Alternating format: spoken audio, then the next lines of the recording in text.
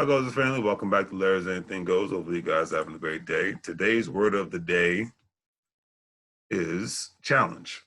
And definition of challenge is to call to take part in a contest or a competition, especially a duel, thing of that nature. Any objection or query that as a truth or something often with an implicit demand or proof.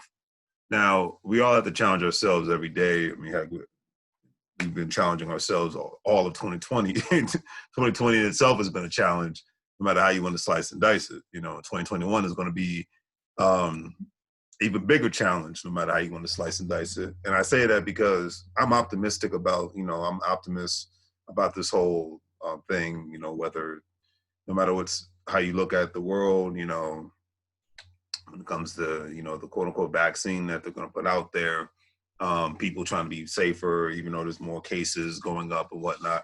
I mean, you have no choice but to be optimistic because if just to always be a pessimist, it's just to me that's a miserable existence in itself. So I'm always be optimistic about the world, about the future, and all that great stuff.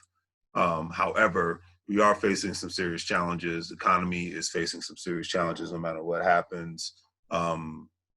With the new president coming in, I mean, even across the world, because a lot of businesses, unfortunately, they're going to go out of business in 2021. I just have a gut feeling about that, especially establishments like movie theaters, dry cleaners. A lot of places, especially where the services aren't needed. I mean, let's be realistic. We're living in a time frame where seeing somebody in a suit and in a real fancy dress is like a thing, doesn't happen as often, unless there's a wedding going on or a funeral, unfortunately. But, even then, we live in a time frame where a lot of people show up just as casual as can be to these specific events. So we are, businesses like that are going to face challenges. If there's another shutdown, people who do nails, they're going to have to get more creative and start doing home appointments. People who are barbers and beauticians, they're going to have to do more home appointments. I mean, if your business requires you to be for your customers to be in front of you, you're going to have to be mobile. Either you're going to their house or you got yourself a mobile vehicle of some sort where you can do the hair and the nails within the like a mobile. You have mobile groomers, so you can have mobile barbers. I've seen you have mobile barbers. People buy a van or they have a bus or something to that effect, and they turn it into a mobile vehicle where they can cut hair and do what they got to do. I think you're going to see more and more of those things. I mean, I even have mobile wedding businesses. People can get married from a mobile perspective. And the first time I saw that was in Las Vegas.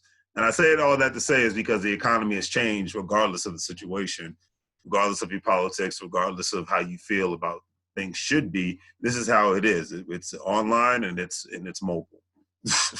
So, and especially if you're in a place where cases are going up and if customers don't even feel safe about going out and doing certain specific amount of things. I mean, even food businesses, restaurants, there's a lot of suffering going on right now. So there's a lot of challenges that are going on right now. And so with that being said, no matter what the situation is, we're all going to face these challenges and we're going to have to face them head on.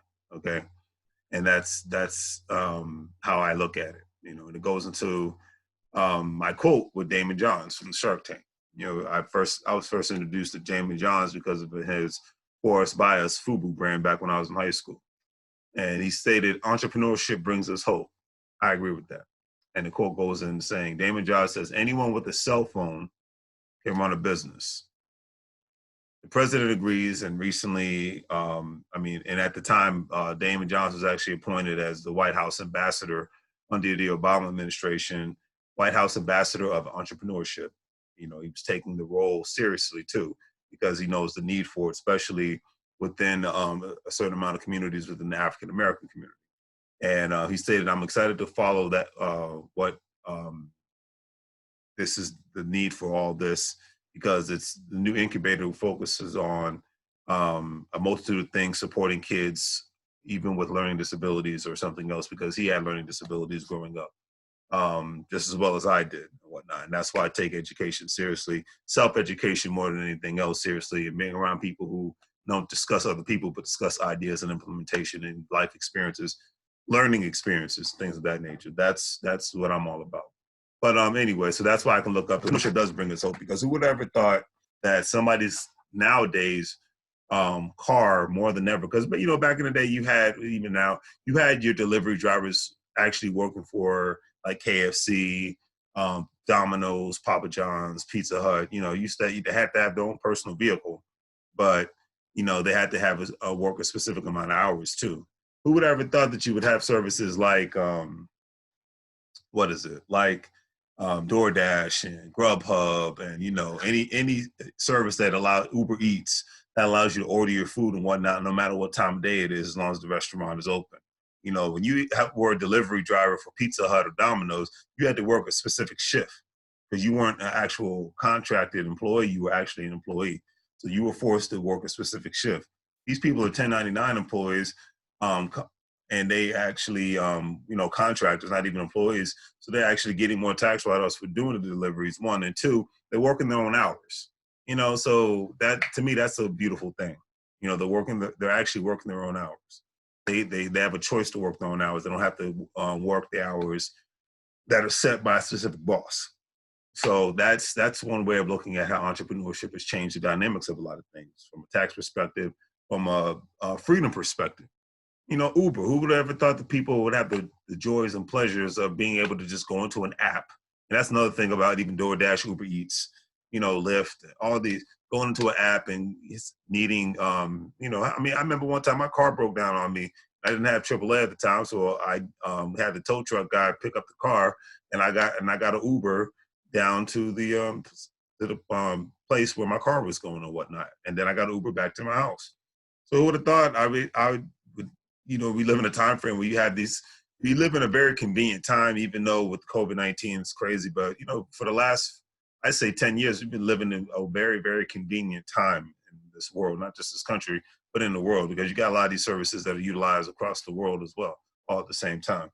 But I will say with sincerity, man, I feel like I'm going on a rant today. Usually I try to keep this short, but you know, it just brings to mind, because who would ever thought that somebody could actually utilize their RV, their couch, a room, or their entire place and have Airbnb? You know, obviously I'm talking about life before COVID-19. I mean, like, you have people who actually make a living off of Airbnb, off of utilizing rentals, not even places that they own, but rentals. Okay. And that's something I was thinking about getting into before all this, you know, crazy COVID-19 happened and whatnot, with my Patterson on Properties business, you know, our wholesale properties and things of that nature. But we live in an amazing time. You know, once this thing is handled and contained, you know, hopefully, Lord willing, by the end of 2021, you know, things will somewhat get back to normal, but they'll never get back to the way life will never be like it was in 2019, the next 10 years and beyond. I just have a funny feeling. I just guarantee it. You know, if you remember the old cartoon, you know, Meet the Jetsons, you know, not meet the Jetsons. I was thinking of Meet the Flintstones, but the Jetsons. You know, we're living in those times right now where everything is technology, technology, technology. Can't put it any other way. Okay, people that utilize it, people that own it, and people that maintain it, all at the same time. People make money off of it every single day at every single second. Okay, because of technology, a lot of people, even including myself, are able to make money while we sleep, not just making money by working for somebody. Okay, nothing wrong with either one, but hey, my thing is, if you can do both or just do one, then go for it. You know, but that's real and that's deep. But that's what the times that we're living in right now. And I just don't think people really, a lot of people, I'm not gonna say everybody, a lot of people don't really understand that. You know, as crazy as things are, it's still, in a sense, kind of interesting at the same time. You know, but who would ever thought? So now with the COVID-19, it's going to be more and more businesses are just going to be mobile. I guarantee you. They're going to be more, are going to be online, and they're going to be mobile. Okay, it's going to be more of the sharing economy, and that's going to affect the commercial real estate. You know, not as of now, but I just guarantee it, because I mean, hey, a friend of mine was talking to a business owner who spends about you know, his profits are down. He's going to have to close his business. He actually had food trucks, like 2 food trucks, and then he got a brick and mortar spot, and then nobody could have foreseen this COVID-19 pandemic happening, unfortunately. And then, you know, he now he has to close his business down because he's not getting the amount of customers he used to get. One, then two, you know, he's going to have to go back to being a food truck, and you know, cutting down the amount of employees he has. You know, because you're not just thinking about, you know, the inventory of the products that you have to buy as a food business, because the barbecue joint. But the amount, the commercial space that he was utilizing, one, I mean, two, and then three, you know, the people he has to pay. So it's, and you know, it's all the insurance, you know, the licensing. It's like it's way more compared to him just having a food truck again. He's gonna have to downsize again in order for him to maintain his business, and he's going to even have to downsize his lifestyle because he says he's going to sell his house and get a smaller house. You know, mostly he had a single family. Now he's going to get a townhouse because it's just him and his wife because the kids are older. But that's the times we're living in right now. For the people that are buying the single family homes now, it's because they need the space, not because they want to look fancy and all that other nonsense. And then you have a lot of people that are downsizing because they don't need the space. So it goes hand in hand. That's where I think we're going to, a lot more people are going to upgrade because they need space in order for working out and working and whatever they have. And you're going to have more people downsizing because, like, I don't need all this yard, I don't need all this house. It's just a waste of time, a waste of money for me, and I need to cut corners as much as possible. So the new businesses that are being created now and that are going to be created in the future, I mean, heck, look at Tesla stock. That's, you know, it's in a sense, oil, you know, oil is becoming, you know, the fossil fuels industry is changing. I'm not saying it's going to be a thing of the past, but we just see all these changes happening right now before our eyes, regardless of who's in the White House. That's some serious stuff. All right. So anyways, I didn't realize I was going to have a rant, but, you know, I just get passionate about this stuff. So do me a favor, do the great 3 free things, like, share, and subscribe. There's Anything Goes. We are having our first ever Black Friday sale. So the sale will end on midnight on Black Friday, November 27th. And basically it's 5% off on all products that are over $20. And the coupon code is Larry. The coupon code is Larry C. No, not Larry C. No, the coupon code is Larry BF Black, which stands for Black Friday. Larry BF